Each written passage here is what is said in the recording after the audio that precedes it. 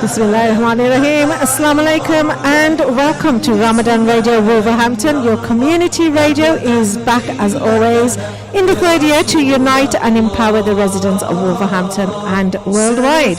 Now you are tuned in to Lou's Sisters, the second show of 2022, and I'm your host Alvina Ali.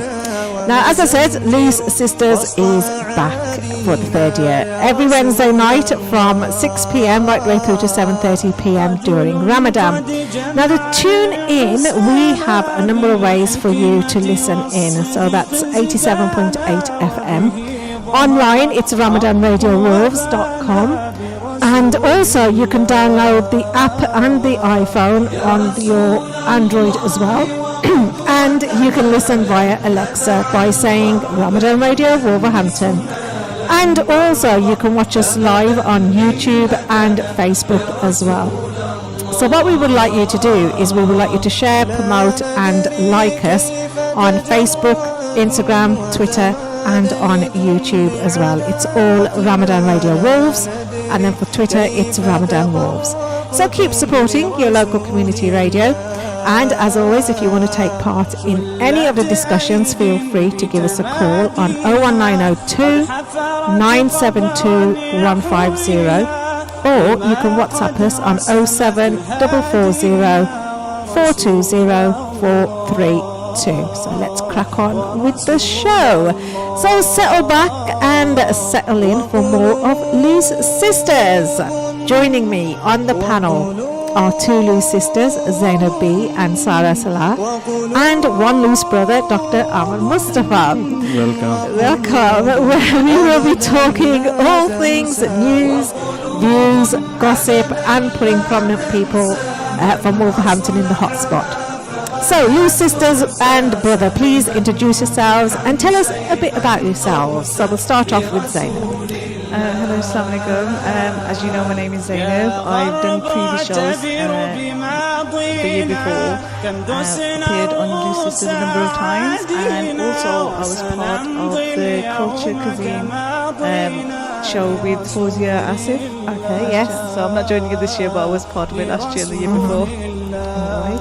My name is Aman Mustafa. I work at the Heart and Lung Center, Nikos Hospital, and I have been part of this radio. Last year I had a health program, and this year as well. And I'm so proud to be, I have been a guest in a few programs. One of them was Lou's Sisters last year. Okay, thank you. And Sister Salah. Hello, salam alaikum, peace be upon you. My name's Sarah Ali.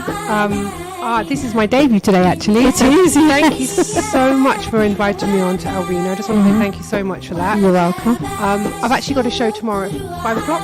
Oh, right, okay. Yeah, so yes, you have. Yes, at 5 of o'clock course. as well. So it's all new and it's absolutely amazing. MashaAllah, I'm really, really happy and excited to be involved in Ramadan Radio Wolverhampton. I'm pretty new to Wolverhampton, actually. I moved here a couple of years ago from down south, so I'm still kind of settling in, it feels like, because of COVID. Just a little bit more about me. I am a business strategist and social media expert. I work with female founders and Muslim brands to help them start up and grow their digital online businesses. Right, okay. Thank you for that, and thank you for the introduction as well. So what we're going to do now is, obviously, Lou's sisters and brother, they've all introduced themselves, and coming up we will be discussing some topics which have been chosen by them themselves. So we've got, do Asian men and women let themselves go after 40? And also, is there a concept of a supermom? And also, parents' challenges dealing with teenage kids in our community. And if we get time, we will do a In Other News segment as well. So panel, are you ready for a bit of gossip and a bit of giggles and a debate live on Loose Sisters for the next hour or so? Absolutely. Definitely. Oh, I can see the enthusiasm. So I'm going to hand you over to Zainab. Zainab, kick off with your first topic area then, please. Okay, so my first topic area is do Asian men, or generally men, do they let themselves go after the age of 40? So I'm going to throw out that to the panel, and what do you think? First of all, Alvina, I'm going to throw it back at you. What do you think? Do you think that is true, that do men let themselves go after the age of 40? Looking at it from my perspective and some of my friends who are at that age and above, I have to say that most people say that life begins at 40. Yeah, and I think that's when everything starts to rapidly go downhill and people start not looking after themselves. Their health deteriorates, and there might be other family issues or something that might, trigger their downhill as well. So, yeah, I think so. I think it could be because of the middle age spread as well. Okay, so thank you for that. I was doing a bit of research and I came across some health campaigners online putting some research out saying that the Brits let themselves go after the age of 40. Normally people have this concept that once you hit 40 you're at your peak, and there's a concept of life begins at 40. But what they're finding is as soon as somebody hits 41, there's a lot of, like you mentioned, If you're talking to your mic. sorry, can you hear me? Yes, I can hear you now. Okay, so it's like when they turn 41, suddenly they let themselves go in terms of their weight increases. Within Asian men, there's a lot of diabetes. There's like. Do you think that is because people are having children later, and we all know what it's like? So I know, for example, I didn't have my first child till I'm 30, so I've got 4 now and I'm 40, and it definitely does take a toll on you having the smaller kids at an older age. And a lot of people have said, I've got friends that had children at 20 and now they're 40, they're starting to go out, they're starting to enjoy themselves, their children are starting to go to university and things like that. So do you think that may have a bearing on it? It could be because there are the trends are changing, people are changing in terms of social media, and people are working towards their careers, so they are having the children a lot later. And so, what do you think, Dr. Ahmed? Do you think people are? The simple answer is yes, because of many reasons. The main reason is letting go of your weight, obesity. I'm doing research now about obesity, and I found it staggering statistics about obesity in the UK, that the UK is one of the 10 most obese countries in the world. Wow. Definitely the most obese in Western Europe. Okay. Wow. And the trend is going higher and higher, and it starts from ages like there is childhood obesity is a problem, of course, but in adults it starts after 40 to get worse and worse because people just don't look after themselves. Their health gets worse after that age. But I don't think that applies to Asians only. I think it's worse. It's general, and it's worse in some other, like black communities. You have a lot of very high rate. Actually, the blacks were. I'm black myself, so I'm allowed to say that. But they were one of the most obese in the UK. Yeah. So the rate of obesity was higher, even in the blacks. But I think. The answer is definitely yes, and it's something that needs addressing because now 40 is just the start of the years, I would say. When you said it's a peak, in the Quran it's mentioned that when 40 is like the peak when you have your maximum performance, and then it starts going down in time. Yeah. But if you look at the pension age in the UK, for example, at the moment it's 66 and it's going to 67. So eventually 68. You still have 17 years of work. And then a lot of people, they have post-pension projects. They want to do a lot when they go into pension. So you still have a lot when you're 40 to do in life. Yeah, it's like, sorry, my headphones are falling off. Okay, so I mean, it's like, after 40, you still, like you mentioned, you still got things to do, you still got bills to pay, you still got the work stresses out there, and it's not as if and things the family. and it's not as if things are going to wind down. And one of the interesting statistics I'm going to throw at you, Dr. Ahmed, is just in Britain, about 100,000 people a year, and that's like across all communities, are diagnosed with type 2 diabetes. And that, if you work out, that's about 275 cases a day. And if you like minimize that, it comes to like 1 every 5 minutes. So we could be sitting here and every 5 minutes there's somebody who's diagnosed. Obesity is a major Do you think cause there's of intersectional issues going on here in regards to the way, so we're looking at pensioner ages, and I know you spoke to people about the Afro-Caribbean community and people from the Asian communities. A lot of the people that are reaching pension age now are people that are first generation. They were migrants, they came over, immigrants came over to work, and I think people had a different type of life abroad where they live now, and I think the poverty in this country has definitely affected people's diets, the way people are, the way people work. We always put ourselves second over our children. If people are having children later now, and we're coming to the ages where, you know, the kids, the generations from the 80s and the 90s are starting to hit 40, 50. A lot of us have been working for 20, 25 years. And it's kind of, after that age of 40, it's like, come on now, I need a bit of a break. You know, you kind of hit that thing and your diet goes. I totally agree with that. Yeah, not just that, sorry, just the exercise as well. That seems to have kind of gone down the hill a little bit, because there's so much like social media. People are happier sitting at home on their phones or their consoles rather than going out to do, you know, physical exercise. Yeah. So I think that has an impact. And on top of the diet, I think the Asian and even like from, you know, African regions, the diet is so rich. Some of the, you know, the foods are very rich in fats, in, you know, the rice they're having, that all these, like, there's like combination of factors which cause this obesity and which contribute to the person, you know, not looking after themselves, basically. Yeah, so, I know personally, I spent 6 months in India. On that 6 months in India, I ate a lot of very rich food, and my body shape was fine. Yeah. Eating it in this country, for me, even personally, I'm not an Asian person. I'm from Scottish Irish roots, and definitely, if I ate that type of food every single day here, yes. it wouldn't. But it definitely would affect me. You nailed it. So it's as you said, the diet and lack of exercise. But I'll just add to them another factor which explains what you're saying is genetics, because we are more prone to get genetically more obese, I think, than there is a genetic factor definitely to it. So if you eat like what some communities eat or don't exercise enough, so we don't want any inequalities, but it's just like scientific way. So you will end up probably the same. But that doesn't mean there is no genetic factor. There is a definite genetic factor.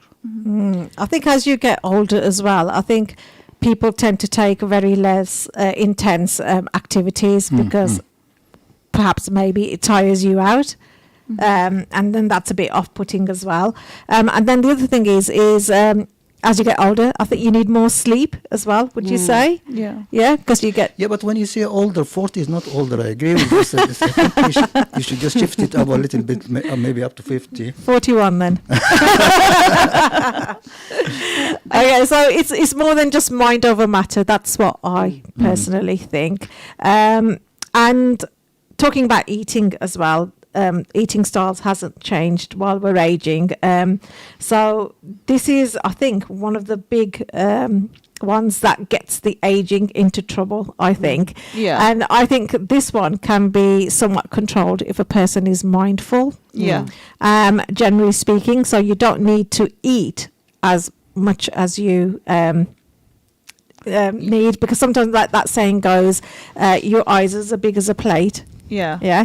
So as you get older, I think, me personally, I tend to eat a lot less now than I used to I before. think so. I was going to say that. Yeah. Some people eat less when they get older, but more people gain weight as they get older. Maybe it's the lack of exercise. I don't know. It's a balance. And but I think stress has a big impact as well, because sometimes I feel for myself, because I've got a stressful job. Sometimes I could be writing a report and I'm thinking, you know what, I need to get this done faster, and I'm not. And I'll reach out for the biscuit, I'll reach out for that chocolate and think, you know what, I need a bit of sugar rush, get through this. But, if you make that into a constant habit, that's just like piling on the pounds, isn't it, really? Yeah, definitely. I think there's definitely a mental health aspect there around. Also, it's something you've always been used to. It's something that you've always got. And, if you haven't got a lot in your life and you're working a lot on, the kids have got older and they've left, or you've got young children, food is something, the only thing that you've got. It's people It's like comfort. it's almost like a vice sometimes. And I know that vices and things like that are not spoken about a lot in the Muslim community. And things like food are something... overeating can be anxiety related, and it's something that's not really spoken about, or something people don't connect the dots. That somebody, You know, I work with a lot of women, okay? I work with a lot of Muslim mums, and I am also involved in a community called Muslim Mamas, and they've got massive Facebook forums, and the theme there is my husband wants his dinner, it has to be a certain thing, especially around iftar. They want all these fried things and things like that because it's what they're used to. They've got their whole memories with it, but also it's something that sometimes it's the only thing people have got to look forward to. Yeah. So it's, you know, it's again, like I said earlier, there's a lot of intersectional issues and things going so it's on like a here. big broad topic, isn't it? I think it definitely is. I think there's not kind of a one size fits all. It's just everyone hits 40, and I think we definitely have quite a few things going on here. And I think it's especially from myself, because I'm not from the Asian community and I'm married into the Indian community, I can see kind of from the outside as well. And from where I come from, Irish Scottish roots, there were different issues around, you know, other vices and things like that. But I think it's kind of new because, you know, all the people that are hitting 50 and 60 now, they've lived in it. It's a new thing we're going through. So first generation, second generation, third generations now, we're kind of experiencing new things. Yeah. But it's a global problem. I mean, obesity is definitely a global problem. Yes. I was kind of offended when I found the UK is the first country in the US. There are 36, according to our National Health of Statistics Office, there are 36% obese people in the UK.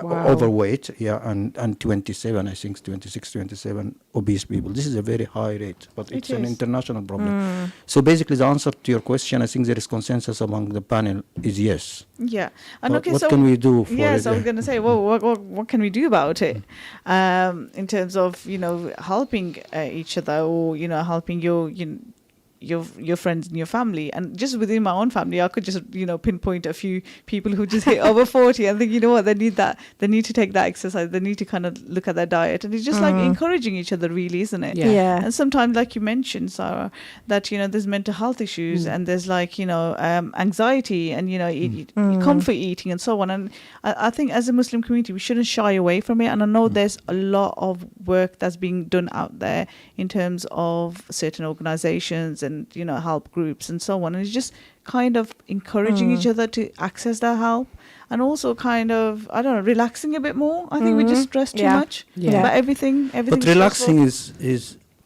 or not doing. Yeah, I mean, it can get worse with relaxing, because some people problems with relaxing is gaining weight and not looking after themselves. Yeah. I can relate to that, because I'll be honest with you, being a mum of 4 children under 10, I turned 40 last year. So I turned 40 in September, and it kind of just all of a sudden just crept up, and I'm like, oh my God, I'm 40. You know, I almost forgot when my birthday is, because I've got a 1-year-old, a 4-year-old, 8-year-old, and 10-year-old. And I'll be honest, my relaxed time at the moment is being watching Netflix with a cup of tea and a couple of biscuits. And that's not really the healthiest thing to do. And I have made a conscious effort, especially not just before Ramadan, to start going for a walk. After I drop the kids to school and I start work, I will go for a half-hour brisk walk. And little things like that, putting it into your daily routine help, but somebody has got to want to do it themselves as well. And when I said relax, I didn't mean like kind of reach out for the biscuits. But we do. Relax, like I think we do. Anxiety-wise. I think when you say that relax, it's actually and quite again, poignant. Straight away, all of us, all of the first thing, it's very poignant that you said, when you say relax, we just thought about relax. Eat more and eat more and chilling out and things like that. But actually, and that is actually, you know, that's a learning of me. I've learned today that a lot of people probably think relax means that, but actually it probably you can go relax psychologically, not physically, like sitting on the sofa. Psychologically relaxing, like you said, going for a walk, that's relaxing yourself. Running a nice bath or something, and kind of putting small mini goals in place, saying that, you know, okay, I don't know, I'm going to do 10 minutes of exercise today, and then kind of build it up, rather than saying, okay, right, I'm going to do 2 hours today and never do it again for a couple of months. So you're just kind of doing something small and I think it can take a significant life event as well, whether it's something that's affected you or somebody close to you, or even somebody that you've seen on the TV, like a celebrity, that something happens to them, you know. It can take that for somebody to actually take the first step, because they have to be able to take that first step themselves. Yeah, absolutely. As well. Absolutely. And I think this is a huge topic that we could, you know, spend the whole hour talking about. You have done a very good homework. Well, I put a few points down. So have you got any suggestions about what we can do? You were talking about it already. So Yeah, I mean, like I already said, I mean, relaxing in terms of, not being so anxious about things, but, not relaxing to the point that you're not doing anything about it. Going out for the brisk walks that you've mentioned, and just reanalyzing where you're at and where you want to be, and what setting mini goals for yourself. Yeah. Short to medium term, and not everybody's there. So it takes a long time for each person Baby to have their own steps. personal baby like steps, baby their steps. own. But don't. It's better to start doing something rather than nothing. That's what I would say. Okay, so Zainab, would you say that as a person gets older, that our bodies can't handle unhealthy eating? Have you ever found that? I think so. I think for me, I can't speak for other people, but for me personally, I feel like that. I mean, if I've eaten unhealthy over a couple of days, I just feel that I find it hard to. I'm lethargic. I find it hard to kind of digest. So I think your body kind of tells you and triggers, say, you know what, you can't handle this. you're more careful about what you're eating also. Yeah. So. Do you think that this is a sign for people then to clean up their diets? I think absolutely, and Ramadan is the perfect, time to kind of reevaluate what you're eating, because it gives you a whole month to kind of cleanse yourself and eat better. But I think what happens, some people kind of do the opposite, because they have these huge iftars, cook the food that wouldn't normally cook the rest of the year. I mean, within my house, if my husband's around, what happens, we'll have like fried food, and if he's doing iftar somewhere else, we'll just have normal. It is, so it kind of puts that pressure on Sister to make. Zainab, I love all your points, but this point I find very intriguing. That if you remember, the title of my show last year was "Reset Your Body with Ramadan," because Ramadan is a very good time to reset your body and all your habits, not only eating habits, even spiritual habits and other habits. But what's more interesting is also, people do exactly the reverse. It goes the opposite way. They do it the other way around. So they eat more, no exercise at all. They don't want to exercise while they're fasting, which is understandable. But I think you can exercise a little bit with fasting. You can. I know brothers who kind of read that Tarawih and then they go to the gym, and I think, what are you doing in the middle of the night going to the gym? And they'll go to the gym for a couple hours before, and they'll stay awake for not when you're fasting, but after. And what I find when I'm fasting is I'm more focused. I think a lot of us There's are. so much out there on the internet. If you just go on Instagram, and have a look, you can see so many tips for exercising while fasting. You can just find it on hashtags and stuff like that. Okay, how do you find, just hold the thought there, because we're going to go into a break and we'll come on and then we'll conclude. So we will see you right back. Okay, thank you.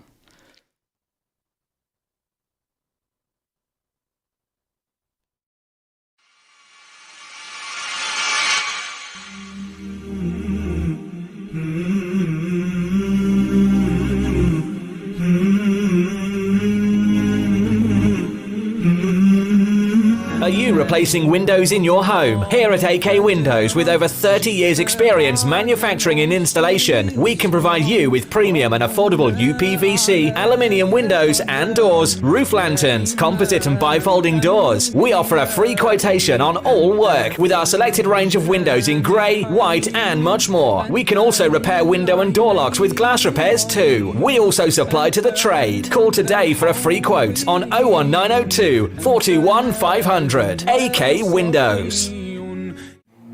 Are you looking for a new challenge? A chance to be your own boss? Becoming a driving instructor is a lot easier than you think. Bespoke training is provided and franchise opportunities with guaranteed results. Or are you looking to get a full driving license? Well, look no further. For a complete package from translated theory classes to driving ability, securing your freedom to the future. Contact us today by calling Ashes Driving School on 07402 362 717. Wolverhampton and surrounding areas. Follow us on Facebook and Instagram. Learn by taking the right turn.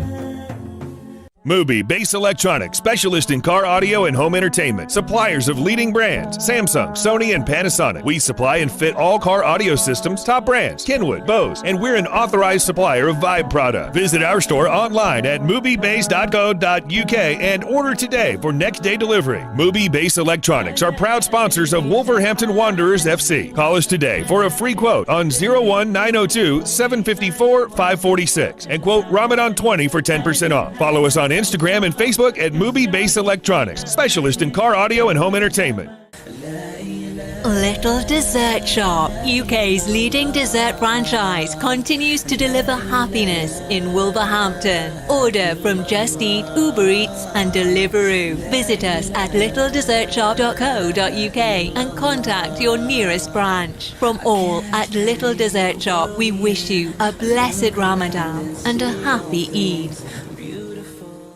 Ready for a new career? Ready to be an engineer? Get ready, get set, get training. Become a qualified domestic gas or electrical engineer with the potential to earn up to 45k by enrolling onto one of our bespoke, accredited, industry-recognised training courses at our purpose-built training centre in Wolverhampton. For more information, visit our website gettraining.com or contact us on 01902 583 941. It's mega deal time right now at Salsa Grill. Any size pizza, a buy one, get one free, with free medium fries. Any curries with 4 roti, just $6.99. Any single burger meal, just $3.50. Masala fish with fries or a naan, only $4.50. It's all here and much more at Salsa Grill, 27 Broad Street, Wolverhampton. Order on Wolverhampton 312-314 or online through Just Eat, Uber Eats or by searching Salsa Grill Wolverhampton. Mina Bazaar, one of the UK's biggest collections of Asian bridal wear and fashion. Established for over 25 years, we're now showcasing and taking orders for our brand new catalogue. We have Mina Bazaar's men's bridal wear. We'll be stocking the very best in groom sherwani, fashion kurta and waistcoats. Book an appointment today and get 15% off during Ramadan at Mina Bazaar, 184 Ladypool Road, Birmingham, B12 8JS by calling us on 07970 265 956. Spice up your iftar with traditional spices and flavours from Indus. We go to great lengths to source only the best in Far Eastern flavours, with a wide range of spices, pulses, lentils and essentials for your kitchen cupboards. From our hot chili powder to our range of beans and pulses. Find our range in leading local supermarkets and retailers. Indus, the world's finest foods. Your tyres are essential for safe driving. They're the only link between your vehicle and the road. At Premier Tyres, we proudly stock leading tyre brands such as Goodyear, Michelin, Pirelli and more. We're also your go-to garage for MOTs, servicing, exhausts and all your mechanical needs. With the most affordable prices in town, unmatched quality, knowledgeable and fully qualified mechanics, we will look after your car no matter the make or model. Premier Tyres, Crown Street, WV1 1PX. Call 01902 455 684 or visit premiertyreservices.com. Every Ramadan, many around the world remain hopeful of your zakat and sadaqah, to see them through their toughest days. That's why your charity not only improves lives, but saves lives. Give hope to millions around the world from your hands, through Muslim hands. Hope is never lost when we place our trust in Allah.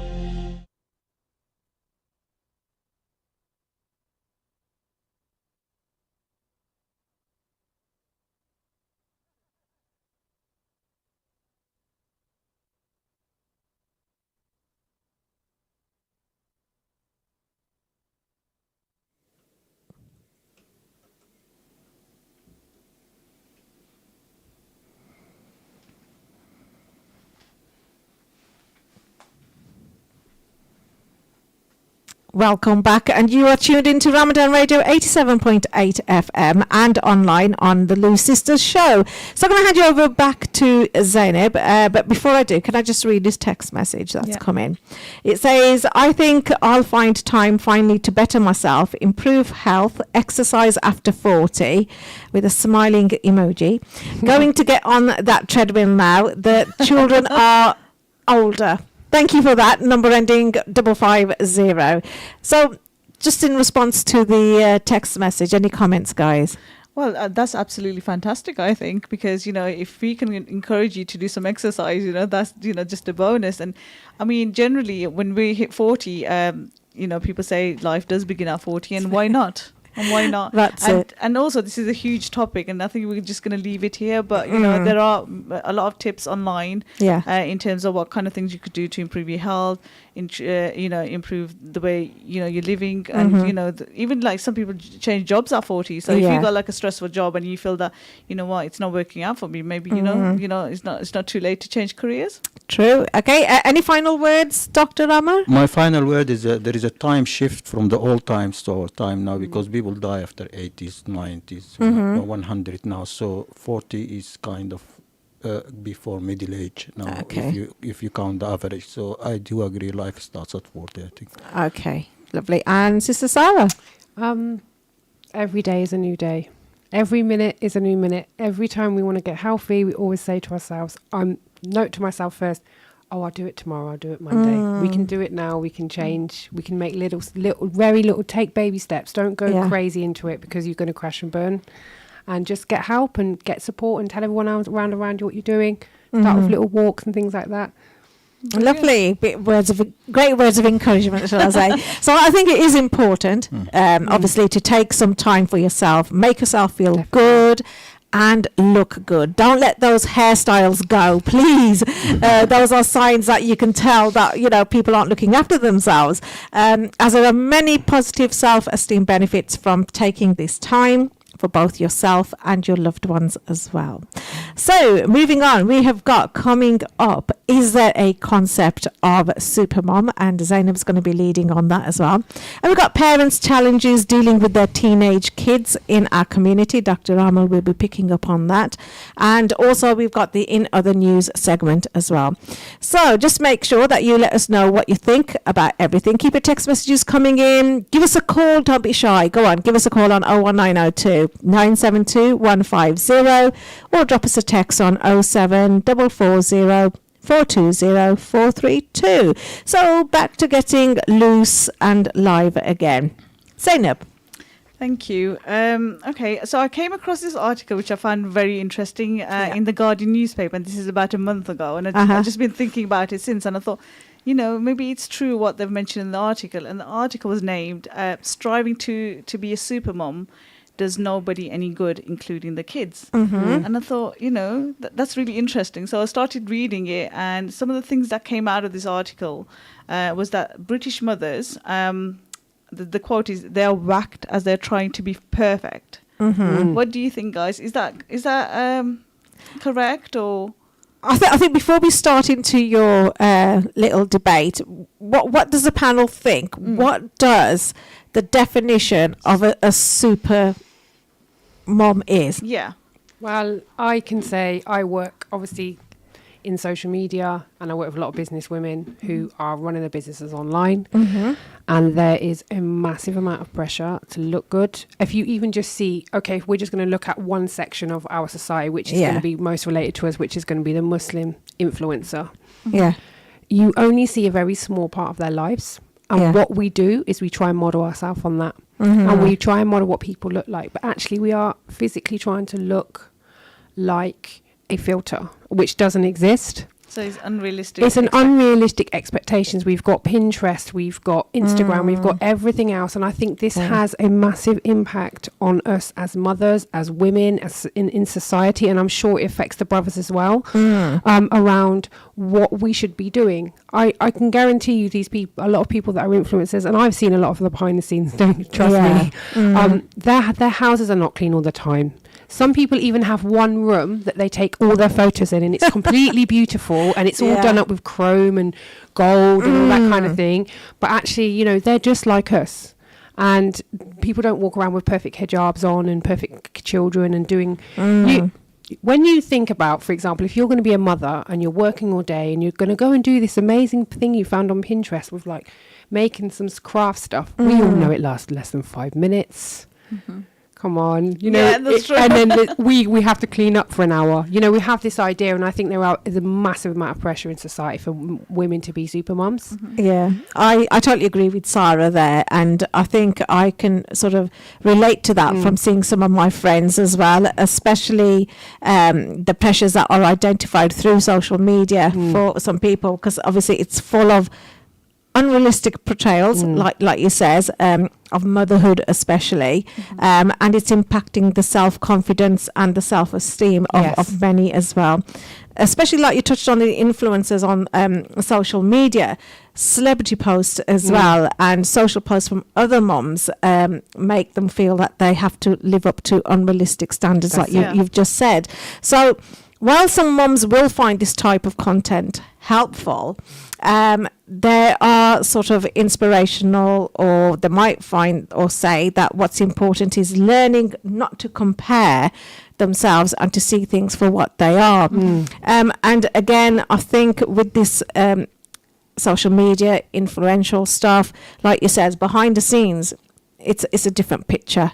Absolutely. But why do you think that some moms, even teenagers, even girls, look at social media and say they want to be like them, but not realizing what's going on behind the scenes? I think what happens is it's seen as the new normal in their eyes, because that's all they're seeing is, you see TikTok, you see social media, you see, you know, all these influencers having these fantastic lives, and everybody wants to be part of that. And what interesting thing I came across was Bupa's UK survey. They suggested that 63% of women are exhausted by trying to be perfect mothers. Wow. And they put a quote in there saying that we aspire to have perfect parent status, parents who can cook, entertain, oversee extracurricular activities of the children, and to see them get top grades. And not just that, to be seen on social media, like Sarah mentioned, as these perfect mothers. And which is totally unrealistic. There's also a lot of pressure to be independent.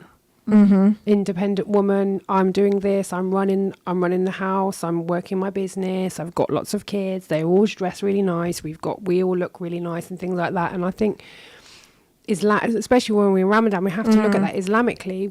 Women and men are losing a lot of their rights through this. So a lot of us, and there is sometimes a shift in balance in a lot of relationships where we are, you know, a woman has a right to be looked after, and so does a man. You know, it's not about equality. It's as such, it's about everyone's got their own right in Islam, and we know this comes from the Quran and the Sunnah. So this is our way of life. But in our modern society, it's really difficult for a woman and a man to give someone the rights, because a lot of people can't work in a one-wage household anymore. But what happens is, especially culturally, things come in. A woman is working and doing all the housework and being a super mum and running the business. I work with women as well. Like, they've got full-time jobs and they've got their what they call a side hustle. Guys, it's never a side hustle, trust me. And they're working their businesses at night, their businesses in the morning. They're looking after their children. Some are even homeschooling, doing this kind of thing as well. And it's always like, oh, I need to do the next thing. You know, what will people think of me and things like that. And I think if we kind of take a step back and have a look at what we can learn from the Quran and Sunnah with each other, and I do actually see, when it comes to being super mum, I can also see on the other side that a lot of the time the men are being almost oppressed as well, because a man is not always, when a woman's off being a super mum, the man's not always getting his marital rights as well, because he is entitled to rights. So it's kind of looking back and taking a step back and thinking about what can we get from Islam, what can we learn from the Quran and Sunnah to better ourselves. We get so lost in this dunya. We get so lost in it. And there has to be a balance. Yeah. And the balance can only come through the example of the Prophet, and and sallallahu yeah. And it's just I mean, again, this is like aimed at all moms, not just like the Muslim moms, but I think there's like the other side of this in terms of the mental health issues, definitely, and again, people mental having health breakdowns, and them, and it could also work against them in terms of like marital problems, marriages breaking down, the kids are not getting attention that they need. Can I ask you a question? I agree with being so much. It's been interesting to me to listen to all what you're saying, but I feel the pressure is coming from the moms rather than from outside. Do you agree with me? My impression. Because they're striving to make things they're perfect. striving, it's more than they are being pushed by outside sources to be perfect. They want to be perfect, so it's better to address them.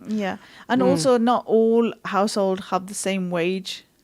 And if somebody's earning 50,000, 70,000, that much money is coming in, they're having a really good life. But if somebody's on 20 and then they're striving to get to the 50, that's the extra struggle. And the other thing is the presence of the man in the family can be a help as well as a hindrance to me, because single moms, I think all moms are super moms to start with, and in the UK that goes without saying, but single moms are even more super moms, I think, because there is no help from a man. And they're having to do it themselves. From a social media aspect, I work in the industry, I can tell you 99% of this stuff is marketing based. Now, if you look at a lot of big influencers, you'll see, oh wow, look, I took my children out to this amazing thing and did this amazing thing today, and you'll see ad hashtag, or you see brand partnership with someone.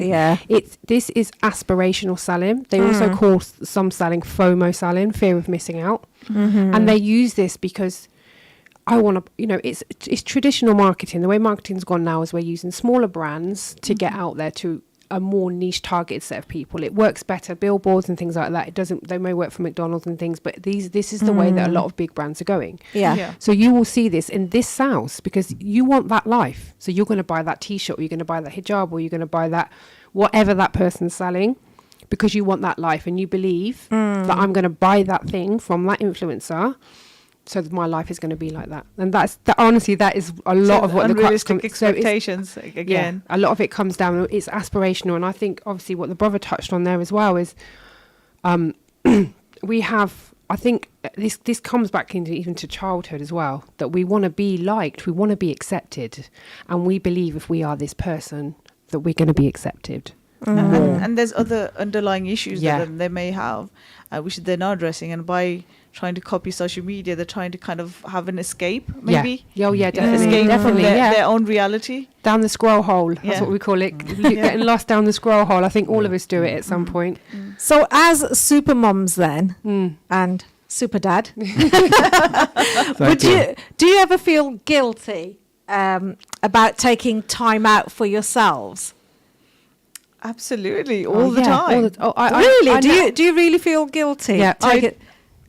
Just I'm going to be totally honest. I do. Okay, why is that? That's interesting.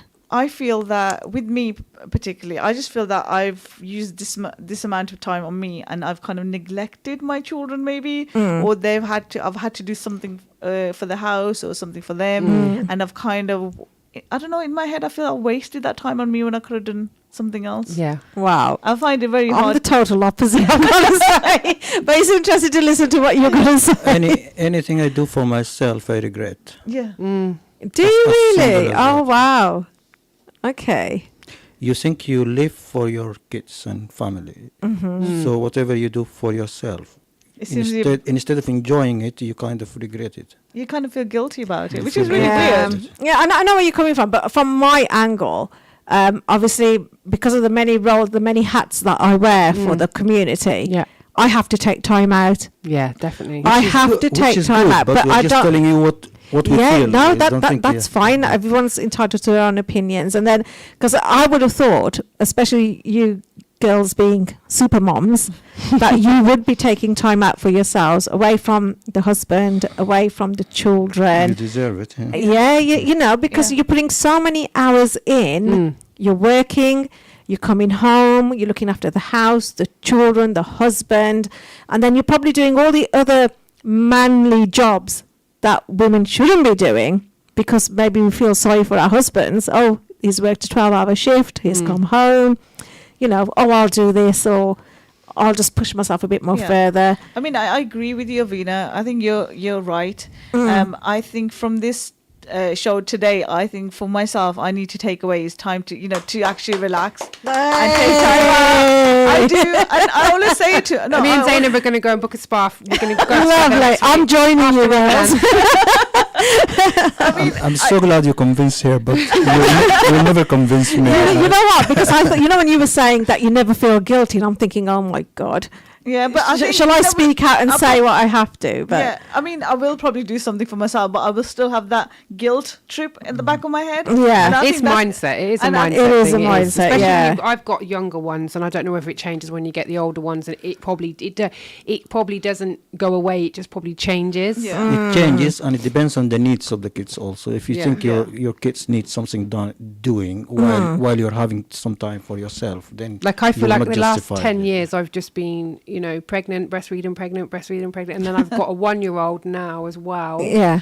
So it's kind of like, okay, maybe when she gets a little bit older, I can go away, I can do this, or I would say to my husband, should we go and do something together? Because I really like spending time with him, and so that to me that would be a break. Okay, okay. Talking about break, then. So, have you ever spent a night away from the kids and the husband?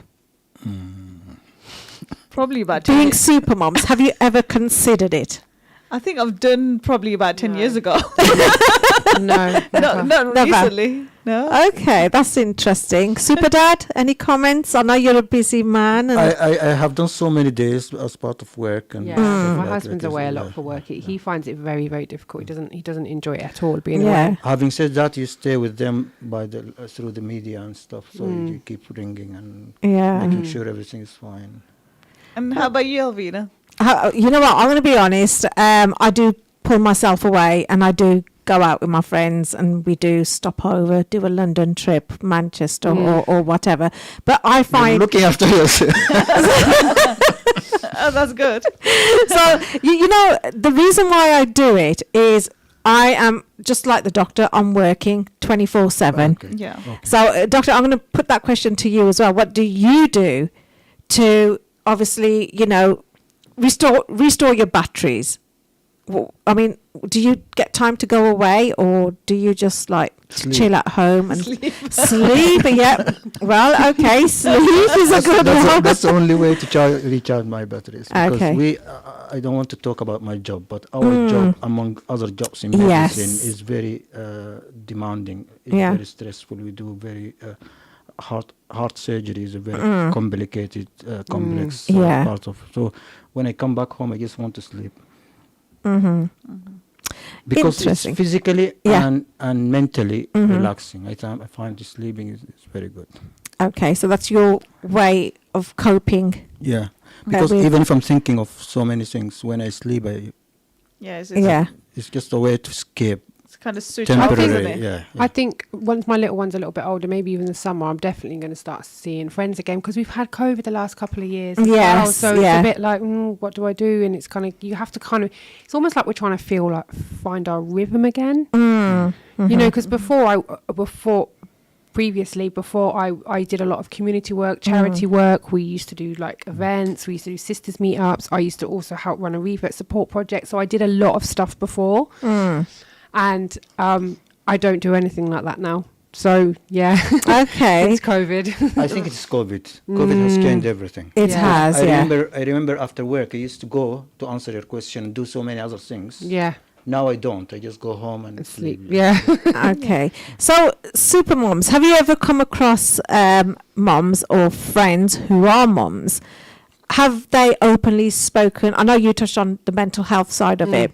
Have they actually spoken about mental health issues and problems that they might be facing? Yeah, I get that quite a lot, obviously, because of my professional work. A lot of people come to me for help with their business, but actually, a massive majority of the time, a lot of people it's actually they need help with the mindset as well. And again, with being moms, there can be again, it's an intersectional thing. There's could be massive lot of layers there Mm, to different things. And there's a lot of different issues with the Yeah. mental health. I mean, it could be to do with things that are happening in the home, things to do with the job. You know, they're just mentally struggling. Yeah.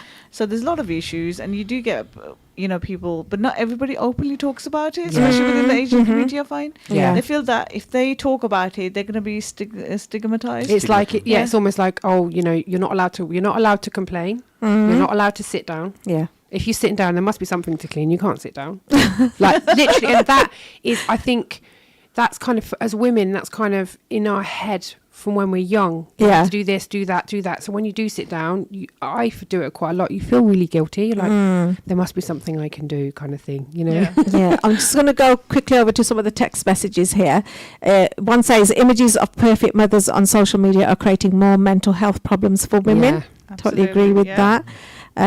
Got one that says, we aspire to perfect parent status, parents who cook, entertain, oversee extracurricular activities and whose children get top grades. Yeah. This is something that you almost touched up on as well, Yeah. wasn't it?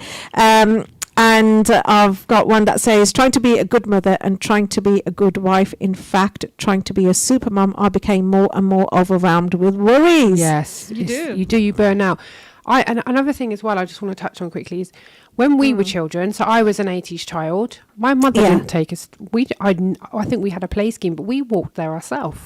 Yeah. And we didn't have remember that. after school clubs, and we weren't constantly put into kind of competitive places all the time and unless some people were, but I think where the environment I grew up in, we were out all day, so our mums didn't kind of have to be this super parent online and worry about it. I mean, obviously they probably had different issues, in the 60s, 70s, 80s, whatever, but I think for our time in the kind of season and the society today that we're in, there's a lot of pressure on us to do everything. So you think about it, in the 80s when I was out playing all day, come home when the street lamps turned on at like 10 or 8, my mum probably cleaned the house, didn't have to worry about us trashing the place. I'm bored, I want to do this, that kind of thing. So I think, again, I think we're trying to do too much. I'm going to go into another one here. It says, being a mother is even more pressurized now. Influence on social media, celebrity posts and posts from other mothers make her feel that they have to live up to unrealistic standards. I mean, we touched upon earlier. It is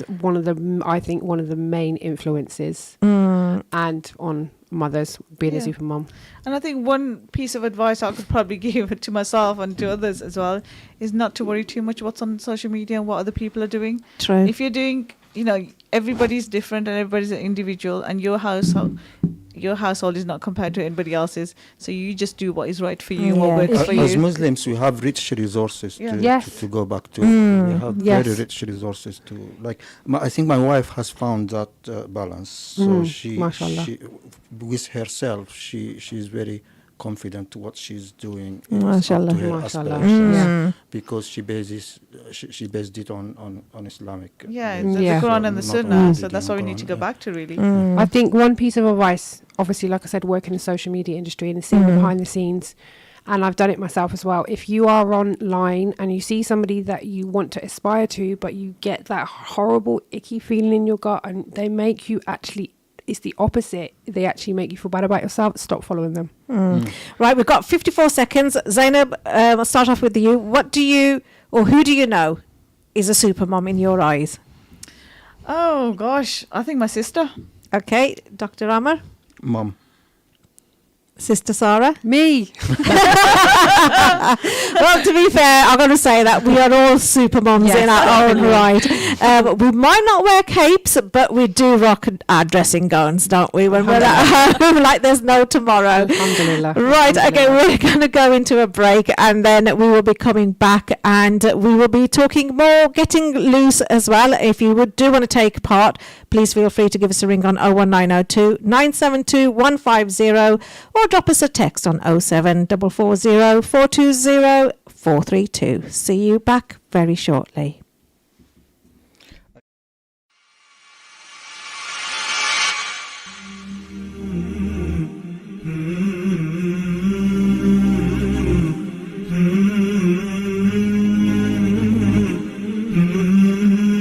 Are Are you replacing windows in your home? Here at AK Windows, with over 30 years experience manufacturing and installation, we can provide you with premium and affordable UPVC, aluminium windows and doors, roof lanterns, composite and bifolding doors. We offer a free quotation on all work with our selected range of windows in grey, white and much more. We can also repair window and door locks with glass repairs too. We also supply to the trade. Call today for a free quote on 01902 421 500. AK Windows. Are you looking for a new challenge? A chance to be your own boss? Becoming a driving instructor is a lot easier than you think. Bespoke training is provided and franchise opportunities with guaranteed results. Or are you looking to get a full driving license? Well, look no further. For a complete package from translated theory classes to driving ability, securing your freedom to the future, contact us today by calling Ash's Driving School on 07402 362 717. Wolverhampton and surrounding areas. Follow us on Facebook and Instagram. Learn by taking the right turn. Mubi Bass Electronics, specialist in car audio and home entertainment. Suppliers of leading brands, Samsung, Sony, and Panasonic. We supply and fit all car audio systems, top brands, Kenwood, Bose, and we're an authorized supplier of Vibe product. Visit our store online at mubibass.co.uk and order today for next day delivery. Mubi Bass Electronics are proud sponsors of Wolverhampton Wanderers FC. Call us today for a free quote on 01902 754 546 and quote Ramadan 20 for 10% off. Follow us on Instagram and Facebook at Mubi Bass Electronics, specialist in car audio and home entertainment.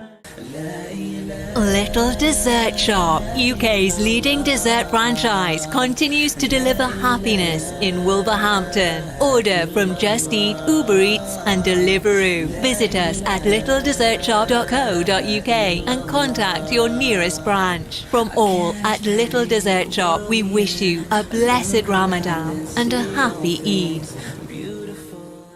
Ready for a new career? Ready to be an engineer? Get ready, get set, get training. Become a qualified domestic gas or electrical engineer with the potential to earn up to 45k by enrolling onto one of our bespoke, accredited, industry-recognized training courses at our purpose-built training centre in Wolverhampton. For more information, visit our website gettraining.com or contact us on 01902 583 941.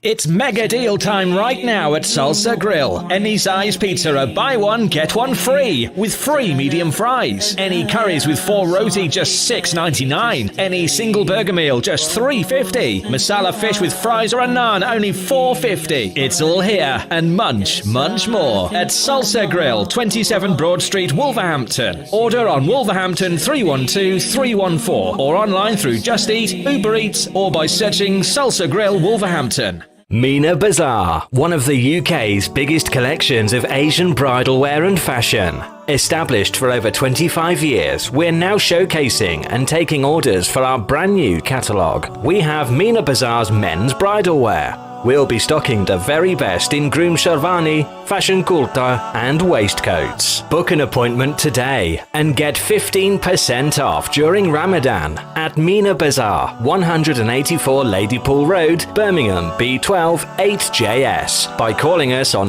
07970 265 956. Spice up your iftar with traditional spices and flavours from Indus. We go to great lengths to source only the best in Far Eastern flavours, with a wide range of spices, pulses, lentils and essentials for your kitchen cupboards. From our hot chili powder to our range of beans and pulses. Find our range in leading local supermarkets and retailers. Indus, the world's finest foods. Your tyres are essential for safe driving. They're the only link between your vehicle and the road. At Premier Tyres, we proudly stock leading tyre brands such as Goodyear, Michelin, Pirelli and more. We're also your go-to garage for MOTs, servicing, exhausts and all your mechanical needs. With the most affordable prices in town, unmatched quality, knowledgeable and fully qualified mechanics, we will look after your car no matter the make or model. Premier Tyres, Crown Street, WV1 1PX. Call 01902 455 684 or visit premiertyreservices.com. Every Ramadan, many around the world remain hopeful of your zakat and sadaqah, to see them through their toughest days. That's why your charity not only improves lives, but saves lives. Give hope to millions around the world from your hands, through Muslim Hands. Hope is never lost when we place our trust in Allah. Hold on to hope and help save lives. Visit muslimhands.org.uk today. This is Ramadan Radio, your local voice, your local Muslim radio. Go to RamadanRadioWolves.com and donate to your local mosque.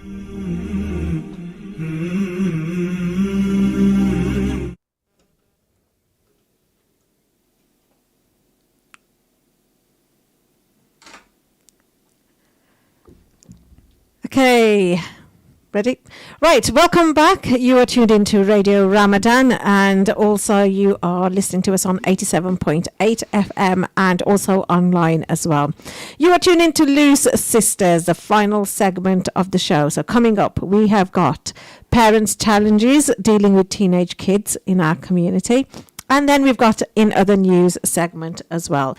So please make sure you let us know what you think about everything we are talking about by joining us on our social media pages or giving us a call on 01902 972 150. I think our listeners are quite shy. But you're texting in, which is good. So drop us a text on 07440 420 432. So back to getting very live and loose. And I'm going to hand you over to Dr. Amar. I thought about this and bringing it up, and the reason I brought it up is I have been hit by three. You probably don't have teenage kids. Oh, I do. Yet, but, yeah, I do. But I've been hit by three, and I started having the pinch of problems of the teenage. So I would like to be kind of a more of a listener. In this and listen to the panel of experts about what. Okay, all right. Yes. We're here to help you, Doctor. Okay. You help the community in Wolverhampton. We will help you. So let me put it to the ladies then. I know Sarah's got young kids, and I know yours are probably well over teenage, Zainab. So let's talk about relationships with parents and families, pre-teens and teenagers. So first of all, have you got teenage kids? Well, I've got a 13 and a 15-year-old, so they're just starting off into teenage years. I think with any parent, as soon as they hit teenage years, the dialogue becomes a little bit difficult, I would say. Yeah. Because they've got different interests, and and you've got like I'm not saying like a set agenda, but the way you communicate, sometimes that's, there's like different understanding. Okay, between the parents and the children, maybe. Mm-hmm. So right. you do get like, not breakdown, but like some barrier in communication with the children. Okay, so what challenges as a parent then are you facing when you're talking to your teenage children then? I just feel that sometimes to get things done, you have to bribe them a little bit. And it works really well. I agree with you on that, yeah. Yeah. Do you find that sometimes that teenagers live in their own bubble? Yes, and social media doesn't help. And I know we talked about social media a lot this evening. And I think the influences from, whatever app they're using seems to kind of take over their life a little bit. Gaming as well. Gaming is a big thing. Gaming is a big thing that will take Screen over. time in general is I find it interesting when you say you change, you reset the way you deal with them, because there is a saying in our culture saying that when your kids reach teenage, so deal with them as brothers and sisters rather than sons. You have to try different methods. Sometimes it works and sometimes it doesn't. And at the end of the day, I mean, you love your children and you want the best for them. Mm-hmm. And if you're communicating with them in a certain way and it's not working, you just have to kind of, reevaluate that and try to work with your child rather than look at like us and them. Sometimes it can, there could be like conflicts of interest in terms of the child wanting to do something a certain way or something, which is not allowed. And then you having to explain to them. And sometimes, it doesn't they don't want to hear from the parents because their friends are doing something That's in a it. certain way, and they say, well, they're allowed to do it, why can't we? Yeah. So you're just kind of reassuring and listening. I think listening is really important because sometimes we're just talking at our children and we don't listen, and we need to kind of just and back stop off a telling little them bit. what to do because they don't think you're right. So Are you finding that, Dr. Ahmed? It's all coming out slowly with Dr. Ahmed, isn't it? what do you think, Sarah? Well, I haven't got teenagers yet. I've got my oldest is 10 and a half. So I'm already there. seeing I'm already seeing little bits of where he was my little, where's my little cute sweet boy gone that was like, yes, mummy, no, mummy. And then it's like, also now you can start seeing His personality the coming out. personality coming through, and you can see the frustrations. Also now I think that children are growing up quicker.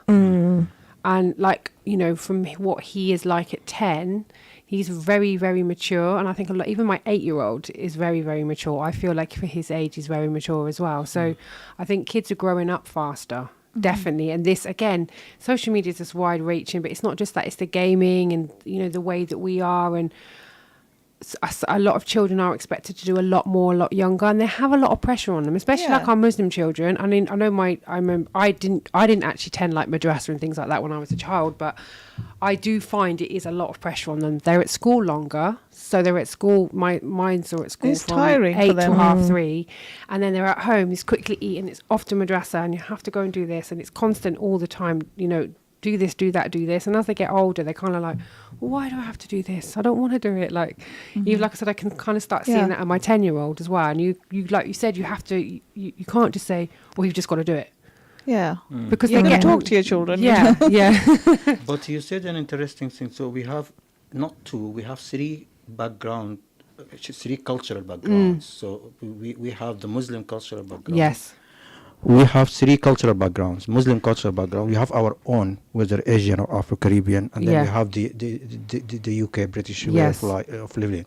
So you want your kid to fit into all these three at the same time, which is a very difficult job. I think if you live in the UK, they have to live the way people live in the UK, but you want them to be good Muslims, and you want them to belong to their heritage, whatever it is. Yeah. So what do you think about trying to kind of harmonize all the three? For me, I think you shouldn't really pressurize them too much, because if you're going to pressurize your child to do all these three things that you've just mentioned, like 3 different cultures and 3 different backgrounds, they're just going to kind of think, what is the point? I think whatever people I do is not good enough. and they don't realise that we're doing it. Yeah. Because Just being mindful again. Yeah, we've got obviously a multicultural house. And so we've got aspects from all different types of cultures, the 2 different cultures as well. And then we've also got the Muslim aspect. Yeah. So it's even funny because my like you said about the cultures, my daughter said to me yesterday, her friend was coming round and her friend Sikh. And she said, "Oh, mummy, has she ever eaten samosas before?" And I said, "Well, yeah, she's Indian. She might have had samosas, but or she goes, oh, okay." I said, "She's Indian like you, but she's a different religion." She's like, they know, but they didn't realise. So, like you said, it's kind of navigating, and that probably stays in the back of their mind as the kids get older. Yeah. And I think we just don't. I don't think we do it on purpose. I don't think it's something that's done. It's For me, the differences can be a source of enriching the culture rather than making conflicts between the different cultures. Yeah, I think I mean, not all, but some people, they kind of want their children to be in the same culture that they were brought back up in the, in the country, whatever country they came from. And you have to remember your time as a child was different to their time. So the things that you did 20 years ago, 30 years ago are not going to be the same. So you have to be aware of what's happening around the child. Yeah, definitely. Yeah. And myself being a revert, it's like an emerging revert culture as well. And I think, especially when I first reverted in the mid-2000s, and it's like we almost took on whoever we married or the people around us, we took on that culture as our Islam. Right. So it was like, I'll be honest, when I first reverted, I was living obviously in South, and I got my friend to drive me to Southall, and I bought like some it was like Pakistani clothes, basically, Indian Pakistani clothes, because I thought that's what Muslims wore. I didn't realise being a new revert, and that's kind of what I thought. So we kind of take on those cultures, when actually now I'm seeing a lot more reverts that are, you know, having children that are both reverts themselves, so they're having a different type of Islam coming on. So it's kind of a mix, and trying to get the balance right is very difficult. Yeah, and differentiating between Islam and culture. Yeah. So Yeah. There's nothing wrong with culture. Yeah. Don't get me I mean- wrong. The good parts of culture. A lot of people say, "Oh, you can't. You're too cultural, and you're this and that." But there's nothing wrong with having a culture. Yeah, I've but- got a culture. no, everybody's got a culture, and it's your heritage. Culture and why is not? good, but, It's something to but be proud of. you said type of Islam. This is very interesting, because a lot of people they think the type of Islam is the type of the culture you come from, Yeah. while Islam is one. There is Yeah. no types. There Yeah, are no definitely. types of I Islam. agree with you, Yeah, definitely. yeah. Like if it's really strange when people say to me, they see me as white, they hear I've got an English voice. If I said personally feel my identity, I was brought up in a very strong Glaswegian cultured household. So I feel like I'm Scottish. I feel like I'm Glaswegian living in England and a Muslim. Whereas, so if somebody said to you, for example, I don't know what your heritage is, but if someone said to you, "Who are you?" Would you say that I'm English? You wouldn't, would you? No. You'd say you're Pakistani, or you're you're from the Middle Sudan, East, yeah. or Sudan. So if you're Sudanese, Because that's the culture you've been brought up that's with. the culture you've been brought up with. Where if I turn around and said to somebody, "I'm Glaswegian," they'd be like, "What? You don't sound like you're from Scotland." But the accent on kind of thing. So it's having the identity is very difficult, is very important as well. There's nothing wrong with it, but getting that balance is really difficult. So It's I very think difficult, the yeah, children, again, I think this is bringing up topics from everything we've spoken about today. I think it's bringing up the topic again of around this is something new and this is something our children are maybe facing for the first time. I don't know if there's other... But it's very healthy to interesting. discuss it, because today we have learned a lot of things. Yeah, We definitely. have. Yeah, definitely. Just to go back on to the teenage concept then, do you find that your children, whether they're preteen or teenagers, are finding that their friends are more important than... I think you do, because the children, their brain doesn't really mature till they're 21 plus, and that was something I learned a few years ago, and which really intrigued me, because we try to make mini adults. Yeah. We don't let kids be kids. Yeah, definitely. And we just kind of want to smooth out all the problems and all the issues they've got. And there's a concept called helicopter parenting. Yeah, I've heard of that. Have you heard of that? Yeah. No, When but you it's kind of, interesting. Yeah, I can get it, you're yeah. closely monitoring everything they're doing. Yeah. And, kids need their breathing space. They need their friends. There's nothing wrong with having friends, as long as they're not causing them any harm or getting them into stuff that, they shouldn't be getting themselves into. So you kind of have to, again, you have to take a balance with that. Do you think this is related to the earlier concepts that we were talking about as well around, women, we're super mums, we're at home, husband's out working a lot, and we throw ourselves into our children, which we've both spoken Yeah, about. Me and we Zainab probably both do. said we have. Yeah. As they're getting older, we kind of don't want to, I think we don't want to cut the apron strings, and it's like, oh, they're going out with their friends, they don't know who I am. And I hear this a lot from Asian women that say, typically There about has to be- mother-in-laws and things like that. They say, oh, that, They're going to be my up to no mother-in-law, good. they're going to be Yeah. up to everyone's left me because they've gone out or something like that, or they've got married and moved out and things like that. Yeah. So again, that might be a cultural intersectional issue there, but I think And as well, it's having that understanding with your child. yeah, They should know what's expected and what the boundaries are. As long as they know, there has to be some element of trust as well. So, if you're giving your child the responsibility of, saying, oh, I've sent you out, or I'm going to pick you up at a certain time. And, you have to have that trust. And if you don't have the trust, that's when the children think, you know what? I'll do whatever, because they don't believe me anyway. Yeah, but yes, you're right. But the safeguarding, there is a difference between helicopter parenting. yeah, I will start Safeguarding. using- Oh, of course, yeah. I will start using that term because I like it, and I got it from the moment you said it. I know what you mean. Yeah, I mean, safeguarding is absolutely, at Yeah. the top of the list. You got to make sure your children are safe and well. And if they're doing something, like I said before, which is, un-Islamic, or, something that's going to get them That into... can hurt them, or it's going to hurt them. Obviously, you're going to step in. But, I mean, like, every little thing... It can feel like a boss and like someone nagging at you constantly. so you Do need to this, kind of do have that, the don't- balance yeah, again. And yeah. you know your child better than anybody else. important. It's like having the communication and talking to them. Yeah. And sometimes they might not want to talk to you. They might want to talk to their friends or their cousins, or but having somebody there so that they could go to, even if it's not you, because when we were younger, we wouldn't tell our parents everything. Yeah. You know what I mean? They probably frown at you saying, Yeah. So and we shouldn't. We should allow our children to have that, that space as well. Space, yeah. I think we project our own. Yeah, to grow. We project our own Our bossiness. desires onto our children.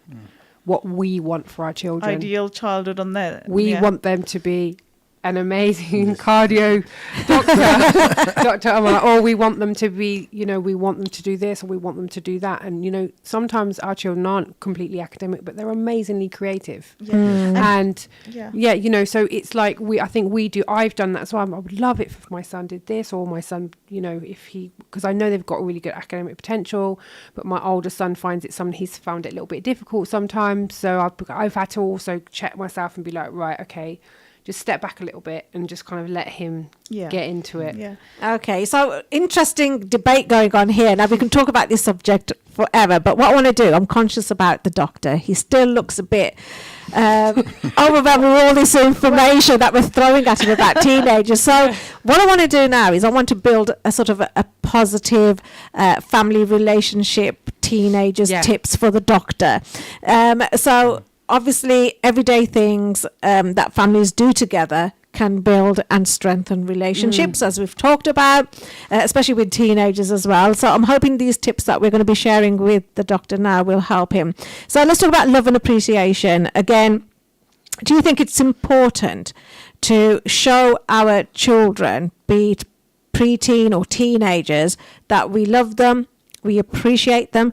And how many times do you actually say to your children, I love you, each night when they go to bed? Well, I tell my kids every day. Every single day I tell them. I think that's important, isn't it? And I tell them I'm proud of them, because they need to hear that. And it's important. I mean, they can't come up to you and say, they want to do something which is not allowed, and say, try to get in your good books, and because you love them, you let them get away with it.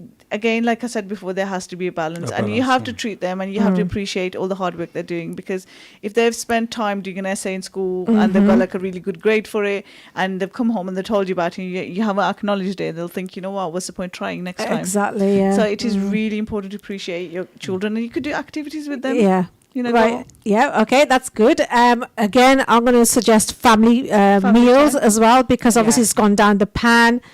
Everyone's got their own TV in their rooms almost, and teenagers are doing their own thing. So again, what about family meals? Do you actually follow that through? Because obviously, we have a family meal every day. We sit around and taste. My husband does work away a lot, but that's one thing we always have, and I think that's something he always had with his parents. Yeah, I don't think it happens in my house as much, but I mean, we do strive to do that a couple of times a week. Yeah, we try to do it. Every day is difficult, but I think it's very important. What about family outings? Yeah, we do family outings. Yeah. As much as we can. Yeah. And I think with the COVID, things have kind of, we haven't done as much, but we need to kind of really start that. And it's important, because that's when you bond with your children. Exactly. Now, I call this the hidden COVID damage that people hasn't seen yet. So many aspects of life people have not appreciated yet. That COVID, we're starting appreciating a lot of damage from COVID, apart from the health damage, but these things like you don't have enough time to go out with the kids. The unity, traveling, a lot of aspects have been affected.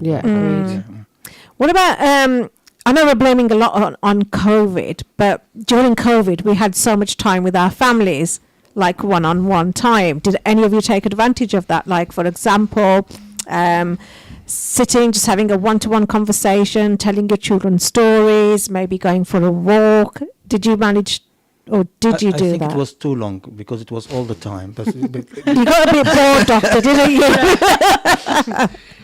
You stay in that room, I'll stay in this room. I have worked throughout. I haven't been there, but I think for people it was too long, because they were there with each other all the time. Well, they're working from home. So you're still working, Yeah. even though your kids are there. They're doing their homework from school or whatever lessons they've got, and you're doing your work. So where do you find that time? And then what happened? You became lazy because over time you got used to not going to your family's house, not to your friends, not going out, not going on holidays. I found trying to homeschool. It was not even homeschool, home educate, homeschool my children very difficult. Very difficult. I almost became the bad person.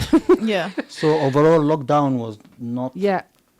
as good as people think. You cannot make it. I think it was. I think more if we had it damaging. again, I would do things completely different, Completely and I would love different. it. I would actually think, well, I'm going to Yeah. really, really take time, because I think at the time it was so quick, and there was so much on, and People were not ready for it. People weren't ready. But I think if they said tomorrow we're going to have a lockdown, I'd be like, great, because I would know now how to handle it. I think in hindsight, I'd know how to use my time better.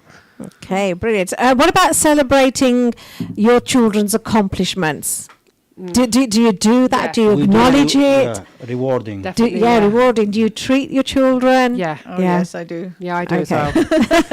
well. Or they demand a treat. I don't reward them for everyday things, which I know a lot of people do. I don't reward them for cleaning their bedrooms, because I know Yeah. I know That's they're a quite duty, young. yeah. But I think, to me, that's personally how I parent. I don't feel like that should be rewarded, because it's an everyday thing, and I don't want them to keep growing up thinking they can get rewards for Cleaning the room. just Yeah. picking up a glass and taking it to the kitchen, because you know what the kids are like, they leave stuff everywhere. But when it comes to like school things and all that kind of thing, they definitely get rewarded, because they know at the end of term that they've got something coming, so it Yeah. definitely helps them. Yeah. Okay, I like that. Household responsibilities amongst the children. Contributing to family life, that's what it's when all you've got about. 4, you have to. Yeah, that's it. What about family traditions then? Things like having a cooking session together, having a family sleepover in one room, then individual rooms. Is that something that most of you have considered to create that bond and bring the family together? I think Saturdays for us, we always make sure it's a family day. I never plan to do anything on a Saturday. It'd be very rare, because my husband does work all week. So we, like I said, we try and eat dinner as much, but we always do something together, even if it's we're trying to do something on a Saturday or a Sunday. We do always try and do stuff together. Lovely. So, key points then for the doctor. I've summarised something for you. Good. So, relationships with parents and families obviously give preteens and teenagers emotional support, security and safety. I think that is important. Your support helps the preteens and teenagers navigate the ups and downs of adulthood. And also, it can help to strengthen the family, relationships with meals, activities, rules, meetings, rituals, and responsibilities.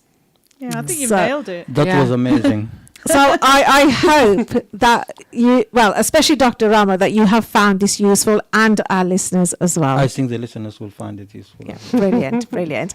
And finally, in other news, and just very quickly, Asia Music Radio was featured in the Express and Star article online, where they are doing a charity wax and raising funds for Secret Angels, which is a community interest group to fund projects and causes in Wolverhampton. DJ Cal, our very own Ramadan Radio presenter as well, and Shabazz are going to put themselves through pain and are looking for donations and sponsors as well. So please, listeners, dig deep, contribute by simply going onto Asia Music Radio website, scroll to the bottom, you will find a Secret Angels logo.